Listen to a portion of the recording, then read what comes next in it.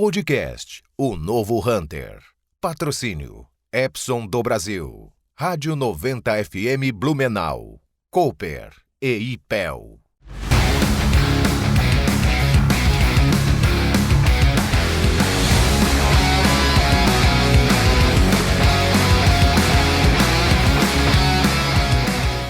Olá, eu sou Roberto Vilela e você está no podcast Novo Hunter. Nosso podcast tem como premissa básica trazer profissionais que fazem a diferença nos seus mercados, que trazem conhecimento e consistência para a nossa audiência e para mim e para o DJ Castro, que é meu parceiro, está sempre aqui comigo no podcast. A gente construiu esse projeto justamente com essa intenção da gente aprender e compartilhar conhecimento aí com a audiência, porque a gente entende que isso é extremamente necessário, não é, DJ? É isso aí. Hoje a gente está com o Marcelo Sokol, da Datafret, que é uma empresa de tecnologia para a logística, que é uma área super importante, estratégica, né, e muito interessante.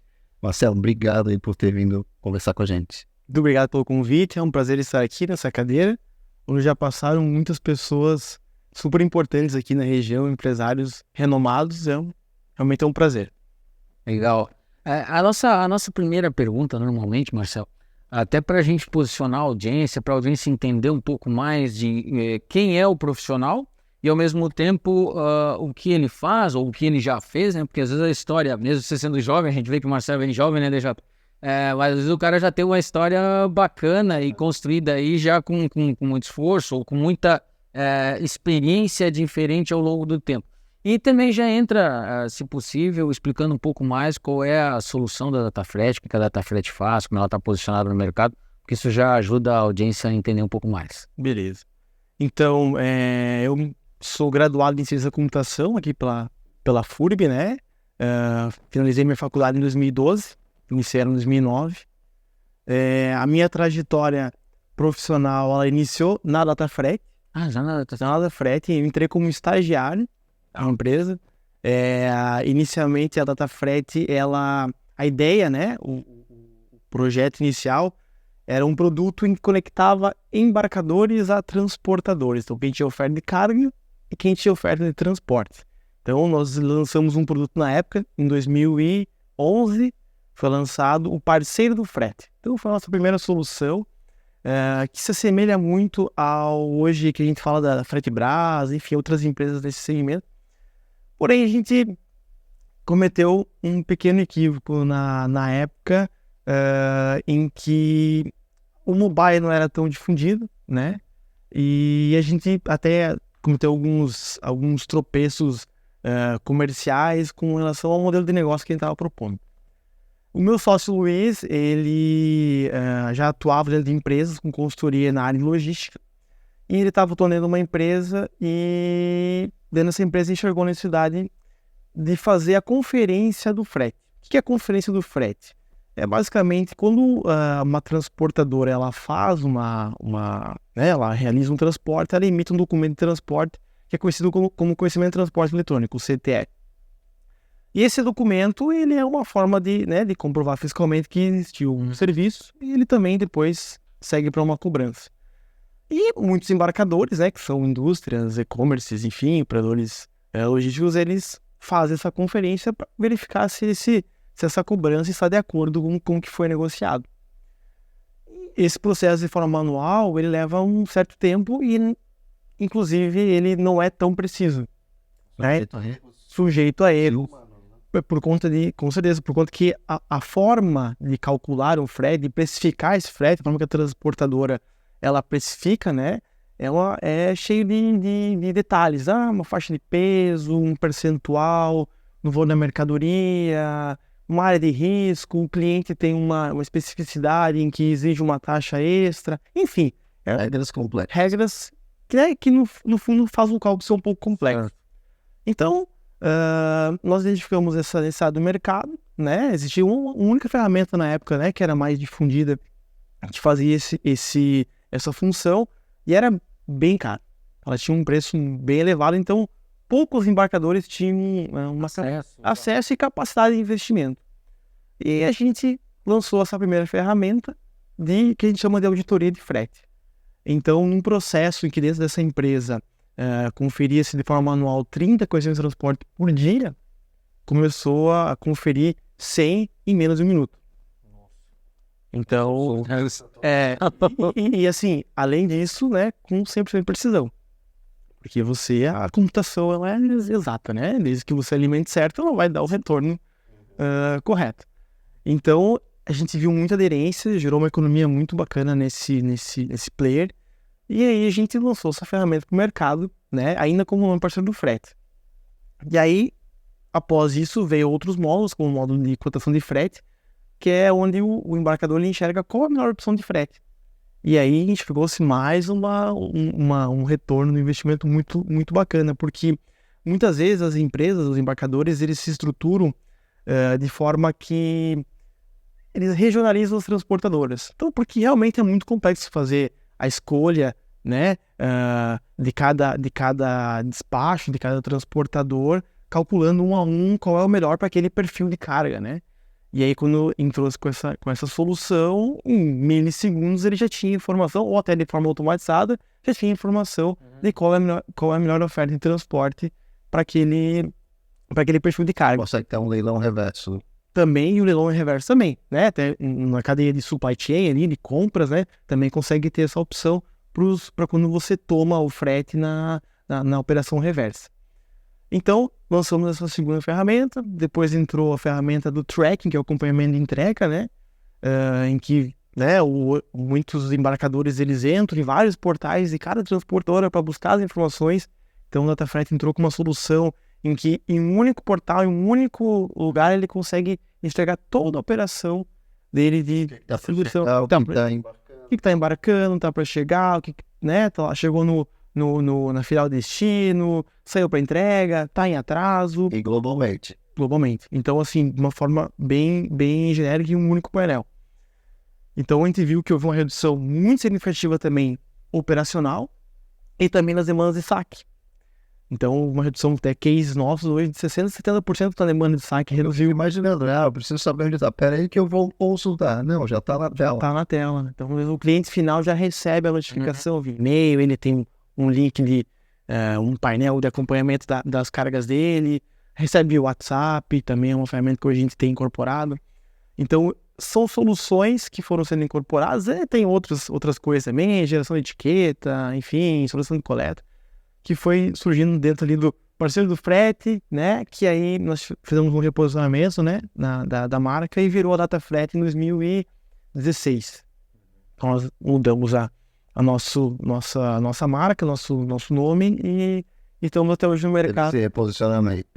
E me diz uma coisa, mas o teu público-alvo, assim, o teu perfil de empresa que vocês atendem, qual é?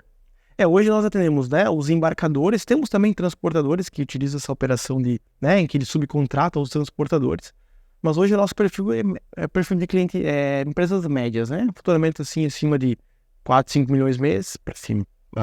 E tem alguma limitação regional? Não, hoje nós atuamos no Brasil inteiro, né?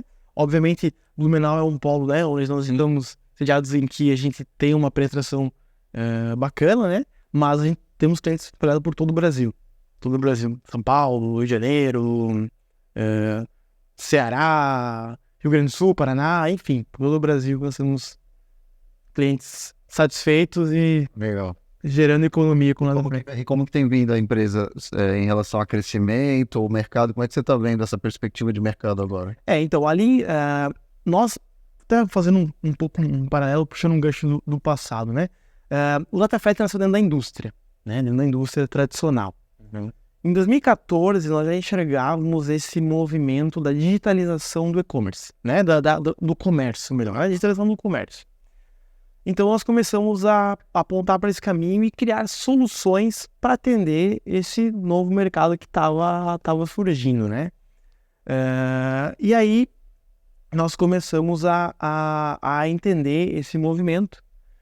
E em 2014, então, nós lançamos algumas ferramentas, alguns módulos que atendiam exclusivamente e-commerce, como, por exemplo, a gente chama de Gateway de frete, que aí precisa fazer campanhas, frete grátis, um desconto no frete, enfim, né? É uma ferramenta que se conecta às plataformas de e-commerce, a marketplace também, e aí permite o nosso cliente usar o frete como uma estratégia comercial para converter mais vendas, né? E, obviamente, diminuir o abandono de carrinhos também.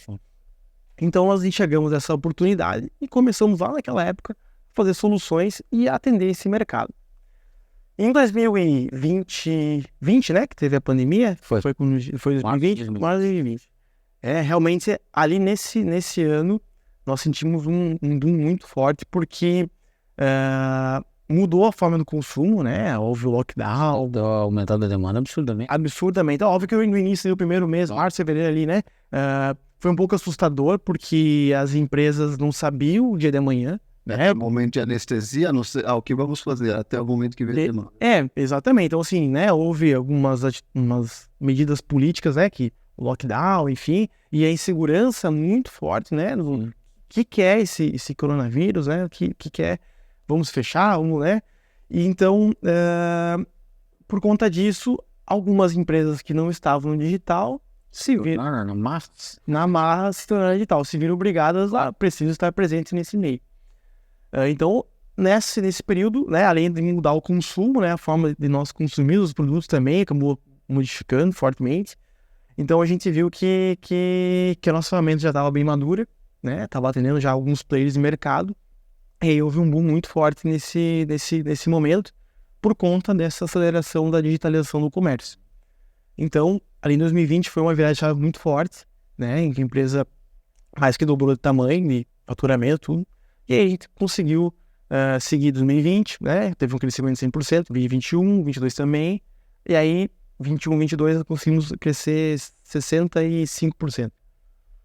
Então foi um movimento muito bacana que né? Falando bacana a nível empresarial, né? Não tirando as questões, né, sanitárias. Claro. Mas em que deu o DataFet foi para um outro degrau. E é legal comentar que assim, quando você cresce 65% em cima de um crescimento do ano anterior de 100%, é um número extremamente significativo. Eu fiquei com uma dúvida quando você fez a tua linha do tempo, porque você falou que você começou a universidade, né, Ciência da Computação na FURG em 2009, saiu em 2012 e entrou como estagiário na empresa. Qual foi o momento da virada de chave desse estagiário se tornar sócio?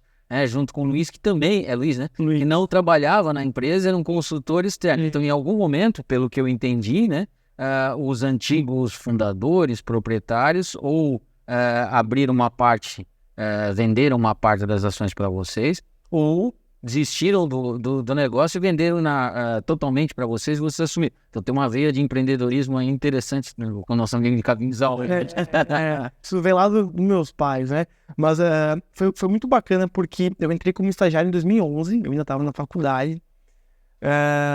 E, né, meus pais sempre, você tem que estudar. Tem que estudar, né? Então, meus pais têm empresa lá na cidade. Mas sempre, eu não me formei, não tive terceiro grau, mas você, tem um irmão mais velho também, você e seu irmão vão ter. Então, meu irmão hoje se formou em engenharia química, hoje é doutor na Unicamp, tá cursando o terceiro pós-doc dele, enfim, ele seguiu o cara acadêmico, me levou muito a sério, né? E eu, desde muito pequeno, já com 6, 7 anos, eu ajudava meu pai. Já participava lá do negócio dele, tem um comércio, já participava, já presente lá dentro da operação. Então, mas, enfim, abri mão de tudo, vim para Blumenau estudar, sempre adorei jogos, né? Então, jogos se conectam com computação, vou fazer ciência da computação. Estou passando por isso em casa. Olha, 17 anos aí. Mas aí se depara com uma realidade um pouco diferente, né? Na ciência da computação, tu vai estudar um pouco mais a computação, né? E aí, no meio disso, surgiu a oportunidade, né, de estágio. Eu continuei estudando, todos os meus colegas já estavam empregados. Eu, tenho que estudar, meu pai pediu para estudar, você vai estudando. Porque chegou um momento que não tinha mais o que fazer. Eu estava no período matutino da FURB, tinha eu e mais 2 colegas, que estavam repondo matéria. E eles estavam à noite. E eu começou para a noite por causa da... Inclusive, a FURB na época extinguiu a turma matutino, porque não tinha demanda, né? E aí conheci o professor Oscar Dalfovo, não sei se vocês conhecem, uma lenda, né? Em que iniciei a parte de iniciação científica, e ali surgiu essa oportunidade em que o meu sócio tinha esse projeto parceiro do frete e tomou um dinheiro da FAPESC, né? Então foi contemplado, exatamente. E aí precisava de uma pessoa para tocar a parte de tecnologia. Nós, na verdade, até nessa época existiam 2 sócios, né? Então era tecnologia e esse meu sócio atual, o Luiz. Esse outro sócio, ele saiu, vou contar nessa trajetória. E aí ele me convidou, esse outra pessoa que hoje não faz mais parte da operação, ele me convidou para atuar junto no parceiro do frete. Começamos a desenvolver, né? Participei desde do dia zero da ferramenta. Vamos desenvolver e chegou um momento em que a ferramenta já estava no ar e eu estava me formando. Basicamente, o que a gente faz, né? Gostei, estava adorando, porque era um negócio que eu vivia isso, né? Havia aplicabilidade, né? Sentia muito sentido, tinha muito sentido para mim. Vivia isso quando eu ajudava meu pai, né? Então, a questão das transportadoras, recebia, lançava nota no RP, enfim. Então, tinha muito sentido. E então, no momento, não tinha muita saída, a empresa não tinha como remunerar o colaborador. E aí, acabei entrando de sócio, né? Em que adquiri uma parte da empresa, né? Com a ajuda dos meus pais, óbvio, né? Adquiri uma parte da empresa. E aí, arregacei as mangas, hands-on, vamos lá, vamos fazer acontecer o negócio. Sou completamente apaixonado por ele. E aí, no meio dessa trajetória, né, um dos sócios, nós éramos em 3 sócios, ele, né, por decisão, viu que estava difícil se manter e atuar na empresa, né? Então, ele optou por seguir a carreira acadêmica, estava cursando mestrado na época. E hoje ele tem uma empresa também muito, muito, muito bacana. A empresa dele está num crescimento, acabou recebendo um aporte, tudo. Enfim, então esse sócio saiu, comprei a participação dele, né? Ele foi incorporado. E desde então ficou eu e o Luiz só como sócio, né? E começamos a... Não, né? Já existia, né? Sim, da continuidade. Damos continuidade a... Os desafios do empreendedor no começo do negócio, né? Às vezes tem que tomar essa decisão mesmo. Tem que investir, entrar de cabeça ou tomar a decisão de... E agarrar as oportunidades, né? Então, assim, eu entrei de estagiário, sim, né? E a oportunidade surgiu. Né? Muitos talvez dariam as costas, falaram, não, nem... Né? Quero seguir uma carreira, uma linha mais estável, buscar algum emprego em uma das empresas, o Blumenau principalmente, muita empresa, tecnologia vale, né? sólida, né? É o Vale, um polo tecnológico.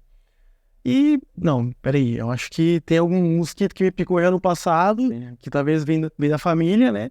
Não, vamos agarrar essa oportunidade aqui, vamos ser persistentes. E a tua evolução profissional caminha junto com a empresa. Caminha junto com a empresa, então... O que é legal, né, DJ e Marcel, e quem nos assiste nesse momento, principalmente se for jovem, né? E a gente tem aí uma galera que acompanha podcast, que curte, né, no YouTube, que é uma pessoa mais jovem. E o que o Marcel acabou de falar é muito frequente, assim, no segmento do empreendedorismo, principalmente quando a gente fala de tecnologia, né? São aquelas oportunidades que acabam surgindo, mas muitos acabam não aceitando ou agarrando elas, porque em determinado momento vai ter que haver algum investimento, seja investimento financeiro ou investimento de tempo e energia além do normal, das 8 horas tradicionais, né? Muito além do normal, porque ele está entrando numa sociedade com alguma coisa, seja dinheiro e trabalho ou muito trabalho, para justificar, principalmente quando no início do negócio a empresa não consegue remunerar esse profissional. E aí entra a oportunidade de repente, você ganhar escala, que nem aconteceu com o Marcel, de você evoluir. Mas não existe almoço de graça, isso é legal, galera. Não existe. Então, assim, óbvio, né? São fases, né? Mas me recordo, até na época de estagiário mesmo, eu trabalhava de segunda a segunda. Era realmente, ainda, né? Mas são fases diferentes, né? Mas era de segunda a segunda. Eu lembro quando nós, lá em 2013, nós tivemos um cliente em que era o maior grupo de moda do Brasil. Não sei se posso falar aqui. Claro. O Grupo Soma até, que fez... Já teve evento da Exotec recentemente. Legal. Então nós atendimos o Grupo Soma e foi uma escola, né? Então eu ia para o escritório deles ficava no Rio de Janeiro. E lá passava a semana e muito aprendi ali, tanto da parte empresarial, né? Governança, estando lá dentro, vendo como funcionava aquele monstro, que é uma empresa assim, são muitas marcas. Muitas marcas, né? Eles tinham muitas marcas. Na época eles tinham 6 marcas já. Então foram essas oportunidades que a vida foi dando, né? Mas a vida foi dando, mas eu fui abrindo as portas, né? Então, de certa forma, não sozinho, né? Com muitas pessoas ali no apoio. Foi abrindo as portas e foi agarrando. Então, tem medo? Tem Vai medo. com medo mesmo, né? Mas assim, o medo não pode ser maior que a vontade de acertar, né? Exato. Então ele não pode superar. Então o medo existe. Que bom que tem medo, porque é responsabilidade também, né? Então tu tava com um sistema em que você mexe com capital financeiro, de certa forma, né? Tu tá lá Legal. conferindo frete, fornecendo soluções, né? Para gerar economia para o cliente. Então tem esse medo, mas a vontade de fazer certo e a vontade de crescer é muito maior que o medo. Então o medo, ele tá lá, mas assim, ele é só uma agulhinha que fala, ó, vamos cuidado, Mas respeito. mas continua, cara, continua. É legal ver, né, DJ, que, poxa, às vezes a gente não para pensar com tanto cuidado, né? Mas uma solução que da Datafret, e ela impacta direta e indiretamente uma cadeia extremamente expressiva, né? Se eu pensar toda a cadeia de frete envolvida num processo como esse, são quantas empresas que dependem e podem evoluir ou não em função de, sei lá, um gap dentro do sistema da frete, Com né? certeza, com certeza. Tem muitas partes envolvidas, né, cara? Muitas partes móveis dentro da empresa e toda essa cadeia que são milhares de partes móveis também, nada pode dar errado. Aí você adicionou uma camada de eficiência e de velocidade no processo. Sim. Hoje, assim, principalmente quando fala assim de e-commerce, né? Nós somos plugados direto na plataforma do cliente, né? Então, se caso houver uma instabilidade, algum erro, pode impactar direto na conversão de vendas, né? Então isso é bem crítico e a gente entende isso, e por isso o medo, né? Sim, da responsabilidade, né? Mas, enfim, então a gente tá aí. Ao mesmo tempo, são relacionamentos de longo prazo, né?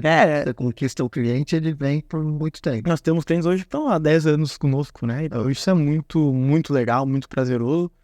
E um bacana da ferramenta também, dos TMS embarcadores, né, no geral, eles tendem a ter um ROI muito, muito curto, né? Então, diferente do RP, né? O RP, ele é um software que você é obrigado a utilizar, porque você tem que emitir nota, cumprir.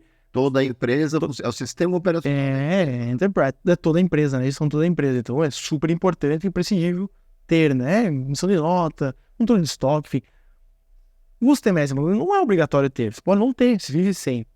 Só que se você tem, a chance de você ter uma operação de transporte, né? Hoje o frete está entre as três maiores despesas das empresas. Perfeito.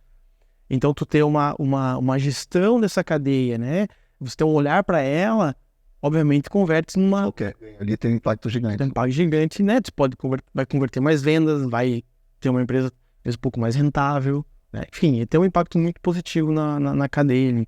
Marcelo, queria fazer uma pergunta. Você comentou ali que começou com um módulo e foi lançando novos módulos. Fala um pouco sobre o processo de inovação dentro da Datafret. Como que vocês fazem? Tem uma área de inovação? Isso está dentro da cultura? Como é que vocês conectam as demandas dos clientes para lançar produtos novos e para onde está caminhando a evolução? Legal. Então, fazendo esse histórico, essa linha do tempo, né? Nós sempre tivemos um olhar muito forte para o nosso cliente, né? Então, nós sempre estamos vendo as empresas olhando, né? O que tá legal, o que tá faltando, né? Então, ele sempre teve esse olhar. Então, com essa visão e com essa imersão, ouvindo muito cliente, a gente foi criando soluções e módulos, né, para que fosse atendendo essa necessidade do mercado, né? Então, por exemplo, aqui, tem um cliente em que ele tem uma demanda de separação de produtos, ele vende o produto sem ter ele em estoque, então utiliza o cross-dock, e ele tinha uma necessidade de entender quais produtos ele já poderia separar, mesmo com estoque negativo. Então, nós atuamos com uma frente lá dentro do estoque dele. Então, foge um pouco da plataforma, mas um pouco, não tanto, porque nós temos um módulo de expedição. Então, nós temos uma solução, por exemplo, que nós chegamos dentro do cliente, a dificuldade dele, né, que estava gerando atraso para o cliente final, em separar a mercadoria correta, né? Ela estava lá no estoque, o pedido estava vendido, pago, e estava lá... Tinha uma camada de trabalho manual que você podia automatizar. Exatamente. Então, assim, nós sempre tivemos um olhar muito forte para o nosso cliente, pois nós entendemos que é dali que muitas soluções nasceram e nascem, né? Resolvido para esse cliente, você pega e incorpora. Tu consegue, às vezes com uma adaptação ou outra, mas tu consegue incorporar em outras corporações, porque a dor, elas, de certa forma, elas se encontram. Talvez de uma forma um pouquinho diferente, mas essas dores das empresas elas vão se encontrando. Então, o DataFret veio nessa criação de novos produtos ali dentro do DataFret, de novos módulos, olhando muito para o cliente e também para o mercado, né? Óbvio que esse é o bacana também da concorrência, né? Como você tem concorrência, o concorrente lançou uma ferramenta que é até legal. Poxa, acho que é uma necessidade de mercado, vamos incorporar também. Então, o DataFret veio nessa crescente, né, de desenvolvimento, na evolução do produto. E hoje, né, nós temos um setor dentro de produto que analisa isso, em que faz esse estudo, que acompanha, junto com o nosso time de sucesso do cliente também, que acompanha esse movimento do mercado, dos nossos clientes. E hoje nós estamos apontando muito mais para a área de Data Lake, né? Que hoje a gente enxerga, né? Que o dado, a informação, ela é o ouro, petróleo. É o novo petróleo. Então nós estamos apontando muito para esse lado, em que nós estamos criando ferramentas, hoje está ali em processo de homologação, já pilotando em alguns clientes, a questão do Data Lake, né? Então, entregar o maior número possível de dados e também de informação. Toda empresa tem zilhões de dados, né? Precisa organizar, precisa acessar de maneira também dá. Isso. Você faz uma chamada na base, tem que vir rapidinho, tem latência. E inteligência de mercado, né? Tu entender o movimento, né? Entender o que está acontecendo, para tu poder, talvez, atuar preventivamente em algumas ações, tomar alguma critérios para ver o que, quando começa a dar antes de dar problema, você já começa a alertar. Entendi. Eu tenho duas dúvidas, queria até ver. Primeiro, quantas pessoas trabalham hoje no DataFret? Porque você falou que dobrou de tamanho em 2020, se eu não me engano, né? Hoje a DataFret está com 32 colaboradores, né? É um número relativamente pequeno, né? Quando a gente olha aí você vê a importância da especialização das pessoas que estão atuando e para conseguir fazer uma varredura tão grande de mercado com um número relativamente pequeno de pessoas. Como é que funciona a comercialização da solução da DataFret? Né? Você falou ter uma equipe de sucesso do cliente, ok? Você vende a tua solução de uma maneira com canais, que nem a gente já teve aqui no Novo Hunter, algumas empresas de tecnologia, onde um modelo comercial é um modelo por canais, esses canais como se fosse um representante, tem cidades e visitam clientes ou ligam para os clientes. Você faz a venda direta da DataFret, seja por telefone, enfim e tal. Qual é o modelo hoje, a indicação mais forte, provavelmente, né? Como é que funciona? Digamos, a indicação é melhor venda, né? Porque ela, garantida. Ela já vem com selo carimbo, né? Mas hoje nós já pilotamos, nós temos alguns canais, sim, mas representa hoje muito pouco. Hoje fora da região. Fora da região. Temos em Paraná, temos em São Paulo. Mas hoje o fora da DataFret realmente a venda é feita pelo time interno, né? Então nós temos o inbound marketing, né? Que faz a captação de leads, temos também o outbound, né? Então são os modelos de captar leads, né? Oportunidades de clientes. E hoje nós temos um time de executivos isso, em que faz o inbound marketing capta, né, via digital, o outbound faz a captação via telefone. Então hoje com a internet, né? Enfim, não só hoje, mas é muito fácil tu poder, né, entender quais são os clientes que tem, né, que estão dentro do teu ICP, né, e aí fazer essa abordagem. E aí a boa parte das vendas elas acontecem de forma remota também, salvo algumas. Mas a simulação, isso, hoje, né, tu utiliza softwares que, né, já tem uma estrutura de precificação, enfim, com base nas informações captadas. A apresentação muitas vezes aliás, 99% das vezes ela é de forma remota, fechamento de contratos também, de forma remota. Mas aí é um produto, ele está instalado na empresa e aí é parametrizado. Assim, isso, a gente fala, o nosso modelo é o SaaS, né? Então é SaaS. Então, assim, já fica... Não é que eu achei que era porque podia ser, né? Entendi, não, ele é SaaS. E aí ele fica, né? Então toda a administração e os cuidados da infraestrutura. Agora você cria uma nova solução para um cliente, ele já fica disponível para todo mundo. A partir do momento que você vira a chave. Exatamente, quando faz lá o deploy da versão. Entendi. E aí, então, a comercialização é totalmente, né, dentro da DataFret. Hoje, basicamente, fica muito... Explica essa questão. Então, as pessoas... A programação é unificada, você tem a assistência individual. É um modelo um pouco diferente, né? Talvez atualizou para todo mundo. Atualizou para todo mundo, exatamente. Então, dessa forma, talvez permita a escala, né? e, né, com várias automatizações dentro também das ferramentas que a gente utiliza, o nosso ecossistema ali também permite a escala comercial sem uma escala, né, proporcional do time, né? Então, é assim, dessa forma que a gente comercializa a ferramenta. Tem alguns casos, óbvio, que a gente, né, se desloca até o cliente, né, fazer uma apresentação. Isso vai muito da demanda do cliente. Ou para a assinatura do contrato, mas no geral é feito tudo de forma remota. Inclusive a implantação do projeto também, né? Também é remoto. Então, feita a venda, né? É feito toda a parte do onboard para o cliente, explica como que vai funcionar o projeto de implantação, faz novamente um overview do que foi que o cliente contratou, passa o time de projetos, o time faz a abertura, né? Tem o seu Kanban lá, Sim. faz todo, né? Esquematiza o projeto, de que forma, em que etapa, em que momento vai acontecer cada etapa. E aí, haver necessidade de deslocamento, ok, né? O time vai lá, se desloca até o cliente, algum treinamento, um número maior de pessoas, mas de forma geral funciona muito bem o remoto, né? Até a pandemia foi também, Facilitou nesse que não sentido. queira, né? Também foi uma outra virada de chave, né? Essa questão do remoto, do Somente aceitação. aceitação também disso. Assim, opinião, né? O presencial ele tem um impacto um pouco diferente, né? Eu sinto isso. Às vezes tu faz uma reunião com um cliente de forma digital, né? Tu conversa, ok, se entende, mas quando tu vai presencial, o peso é um pouco diferente. Tendo que o presencial aumenta a taxa de conversão. Também de conversão, Maioria dos negócios, mas tem um custo. sim, Tem que ver se vale a pena. exatamente. Então tem que A escala mais menor, claro. exato, tem uma escala menor porque tu consegue, né, atender um número menor, então tu vai ter que aumentar em fato. Acho que hoje é interessante falar sobre isso. Você faz estratégia de inbound, você coloca lá, né, o cliente no fluxo, no funil. Um funil, Aí você nutrição. vai dedicar mais tempo para ele de acordo com o potencial de receita que ele pode gerar. Com certeza, já consegue fazer um filtro aí, né? Já tá para fechar. E vale a pena Talvez uma visita. uma visita. Exatamente. Eu tenho visto um movimento, não sei se faz sentido para você, eu acho que o DJ tem acompanhado esse movimento que eu tenho observado já faz um tempo nas empresas de tecnologia, que é a abertura de escritórios da empresa em um grande centro, principalmente São Paulo.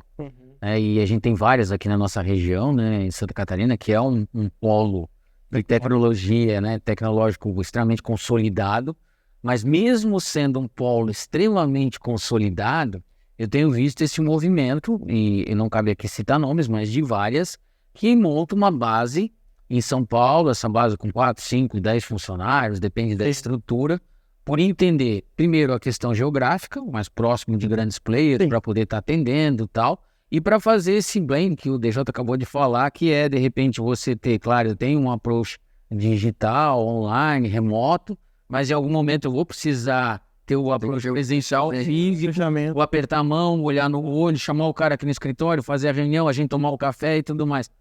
Isso faz parte dos projetos da DataFret ou nunca foi cogitado essa questão de repente, ter um movimento que migra para um grande centro para ainda ganhar mais escala, né? Porque nos teus relatos a escala já vem acelerando muito. Sim. Mas a gente percebe que algumas muito grandes estão fazendo esse movimento. Sim, principalmente São Paulo, né, que é o coração do Brasil, né? Lá muita coisa acontece, né?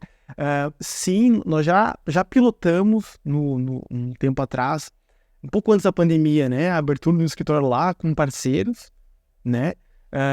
Não deu muito certo, né? Justamente ali na pandemia, em que fechou as portas. Mas sim, existe um planejamento interno em que visa essa abertura de escritórios em outros grandes centros, né? Tanto São Paulo, que é um grande centro, óbvio, mas tanto em outras regiões que até de interior, que tem polo... Exatamente, que tem um polo industrial. Um Goiás, mas olhar Caxias do Sul, por exemplo. Olha quantas... Tem massa crítica para você colocar uma base lá e atender de maneira mais... Quantas empresas tem lá, Marco Polo, Sim. Fras-le, Orquídea lá, enfim, muitas empresas. É um polo muito forte. Industrial, moveleiro, metal mecânica, têxtil. Então, assim, tá no nosso radar, mas a gente entende que dá para extrair um pouco mais aí do nosso potencial comercial da forma que está hoje, mas sim, existe esse desejo e um planejamento para fazer essa movimentação. A gente pergunta muito para quem vem aqui da área de tecnologia, né? A gente já teve a felicidade de conversar com alguns. Como é que vocês estão trabalhando a questão da retenção da mão de obra? Porque a gente sabe que é uma briga ferrenha, Sim. e acirrada aqui na nossa região por profissionais qualificados, por mais que tenha lá ciências da computação, tem as universidades aqui gerando vamos dizer assim, a qualificação das pessoas, mas a gente percebe que o Brasil como um todo hoje vem buscando profissionais de tecnologia.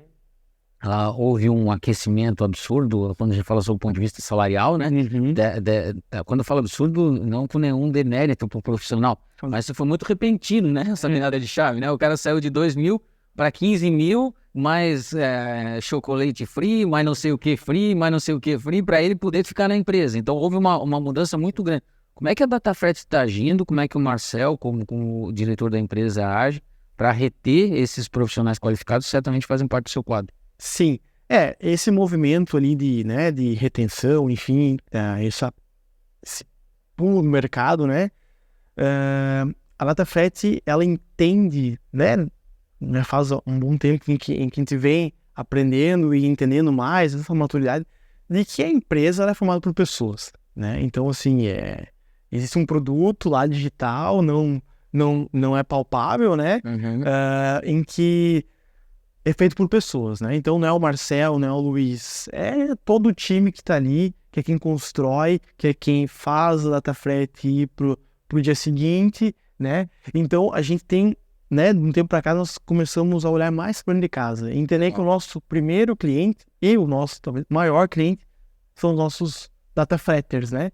As pessoas que estão ali conosco todo dia vestindo a camisa. Então, obviamente, a gente faz alguns trabalhos, né, nesse sentido de cuidar de pessoas, né? De cuidar de pessoas. Então, nós temos lá um setor focado nisso, né? Em que entende como é que está o termômetro, como é que está o clima da empresa, dos colaboradores. E óbvio que é um desafio muito complexo, né? Porque da mesma forma, né, que existem muitas pessoas que estão, né, felizes, super contentes, existem pessoas que não tem esse mesmo sentimento. E aí, né, tem que entender o momento, o que está acontecendo, né, o que a gente pode fazer para melhorar, ou então realmente não tem fit, né, cultural, né, com a empresa, e aí direcionar talvez por um caminho que talvez faça melhor para o colaborador. Então a gente vem, né, uns 4, 5 anos para cá, né, olhando para o colaborador, para as pessoas ali, de uma forma um pouco diferente, visando, obviamente, a retenção, mas mais do que isso, visando o bem-estar. Que a gente entende que um colaborador, né, um Datafretter satisfeito, ele é super produtivo, ele é uma pessoa feliz, né, é uma pessoa que traz uma energia muito positiva, que contamina de forma positiva também o ambiente. Então a gente vem olhando para esse caminho, mas o desafio é muito grande. Óbvio que tem a questão salarial, né? Então, principalmente quando você olha para um grande centro como São Paulo, que tem uma faixa salarial maior do que a nossa região aqui, né? Já é muito mais alta, é né? mais alta, então, obviamente, tem momentos que você acaba não conseguindo absorver no que tange a salário. Mas no que tange a benefícios, a clima organizacional, a gente vê que está muito bem estruturado, né? A gente, né, investe em cursos de DHO, né? Em comunicação não violenta, feedback, e a gente vê que nós somos muito bem posicionados dentro da empresa e que os nossos Datafretters são realmente pessoas muito felizes. Claro que não é uma perfeição, né? Não é um mundo fluido, mas sim, nós estamos num movimento bem legal que acaba tendo hoje pessoas que estão há 6 anos, né, conosco, 5 anos, 4 anos, o que, né, na área de tecnologia é um bom tempo, né? Céu, fala um pouquinho do teu estilo de liderança. Como é que você lida com essa galera da tecnologia e o teu time? Legal. O meu estilo são pessoas super simples, humilde, né? Gosto muito de ouvir, gosto muito de construir a mais de 2 mãos, né? É uma forma que eu costumo comentar lá com o time, falar, pessoal, nós temos que ser persistentes, né, nas questões, nos desafios que a gente tem em diário, mas ser humilde a ponto de reconhecer erros, né, que obviamente não cometem, nós somos seres humanos, e ao mesmo tempo olhar para esse erro como um ponto de evolução, né? A gente olhar para ele e falar, opa, aqui nós erramos, mas nós aprendemos com esse erro e vamos buscar melhorar nessa segunda chance que a gente tem. Então, o meu estilo é realmente ser muito... eu gosto da ideia de colaborar, né? Participo, gosto de ouvir, entender, mas acho que a moeda sempre tem dois lados, né? Então, entender os dois lados da moeda e dar autonomia para o time com responsabilidade. Então, essa é a forma que o DataFret funciona. As pessoas têm muita autonomia lá dentro, isso é muito bacana, mas, obviamente, elas também têm muita responsabilidade das questões que elas atuam, né, nas frentes, porque existe no outro lado, né, empresas, né, clientes que estão esperando soluções e esperando que nós conseguimos, de alguma forma, atendê-los. Como você vê a DataFret daqui a 5 anos, por exemplo, essa visão de futuro? Com mais módulos, com mais sistemas, atacando empresas grandes, como é que é? Mais que nunca eu vejo a DataFret crescendo, né? Tanto no que tange a receita, número de clientes, produto, mas também que a gente consiga continuar gerando riqueza, né, para os nossos colaboradores, para os DataFretters, e que a gente aumente ainda mais esse time e que as pessoas que estejam ali também cresçam junto conosco. Então a gente tem um desejo muito grande de compartilhar esse crescimento com o time, né? Então a gente enxerga sim um crescimento, com o nosso planejamento para esse ano é crescer 60%, né? Perante a 22. Então aí no desafio do ano, até nós conversamos nos bastidores, não está um ano muito positivo, mas nós estamos conseguindo aplicar um crescimento bem Positivo, mas não tão positivo como nós esperávamos, mas está um ano muito bom. Vou melhorar a frase, está um ano bom, não muito bom, mas nós estamos conseguindo desempenhar um papel bem legal e a gente espera continuar nessa crescente, tanto de receita e clientes, mas também que o nosso time cresça, né, ganhe maturidade, ganhe corpo e que, né, cada vez mais tenham talentos que venham conosco aí para agregar e entregar soluções para o mercado que tenham aderência e sejam muito bem recebidos. Pergunta que a gente não pode deixar de fazer aqui no podcast Novo Hunter, Marcel, é sobre qual é o perfil do Novo Hunter para o Marcel e para a DataFret, né? Ou seja, quais são as características, quais são as habilidades que você julga essenciais para que um profissional brilhe teu olho e de repente você olha e diz assim, esse cara eu quero que venha para a DataFret, venha trabalhar comigo. Quais são essas habilidades, quais são essas características? Legal. Então, eu acho que são características em que, de certa forma, a gente se assemelha. Eu gosto muito de pessoas que têm persistência.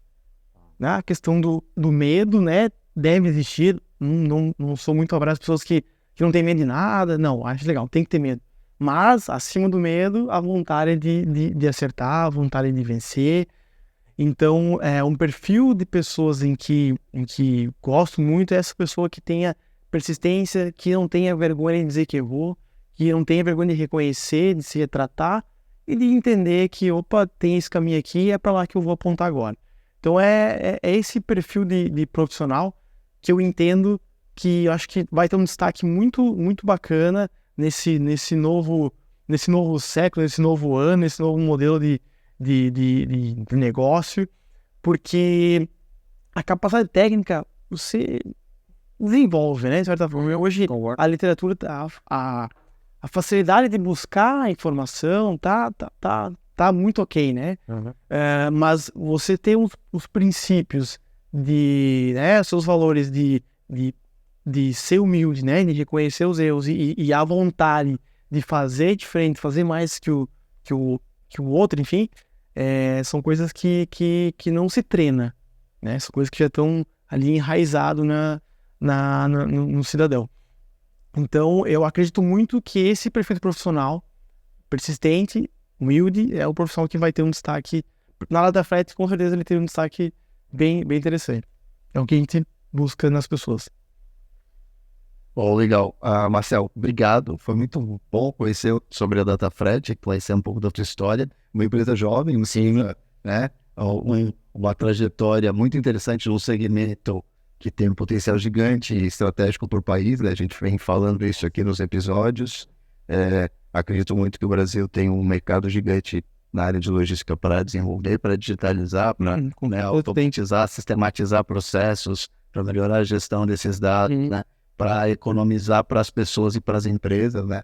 Super importante. E obrigado de novo, né? Obrigado por ter participado aqui com a gente e contado um pouquinho da tua história. Valeu. Muito obrigado pelo convite, né? Foi um prazer imenso poder compartilhar um pouquinho com vocês, um pouco da minha trajetória, da trajetória da DataFred também.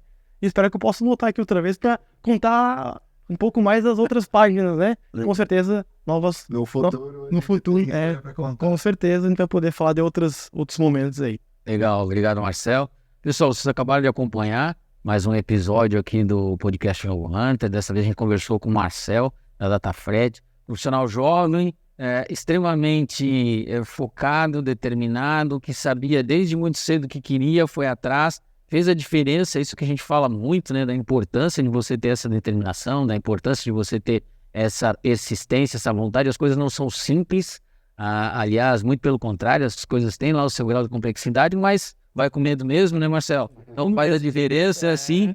O medo, eu concordo plenamente com o que o Marcel falou ao longo do nosso episódio. O medo, ele acaba servindo principalmente para criar alguns limites, barreiras, e criar o respeito que a gente tem que ter para alguns desafios. E a importância é você não sucumbir diante do medo. Eu acho que esse é o grande fator. E tá aí a DataFred fazendo sucesso, escalando por todo o território nacional com uma solução muito inteligente, muito assertiva. Então, continue acompanhando o nosso podcast, continuem se inscrevendo, né, e sugerindo para os seus amigos para que se inscrevam no canal. Isso é fundamental para a gente quer justamente compartilhar cada vez mais histórias tão interessantes como essa do Marcel aqui com vocês. Valeu, forte abraço e até o próximo episódio.